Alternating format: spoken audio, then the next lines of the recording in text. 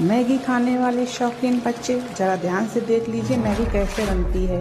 और उन पेरेंट्स को भी देखना चाहिए जो 2 मिनट में मैगी बनाकर अपने बच्चों को खुश करते हैं। तो ज़रा ध्यान से देख लीजिए मैगी कैसे बनती है, अच्छे से देख लीजिए। जिन कीड़ों को देखना पसंद नहीं करते हम, उनसे बनती है ये मैगी। और फैसला आपके हाथ में है, आपको खाना है, अपने बच्चों को खिलाना है कि नहीं।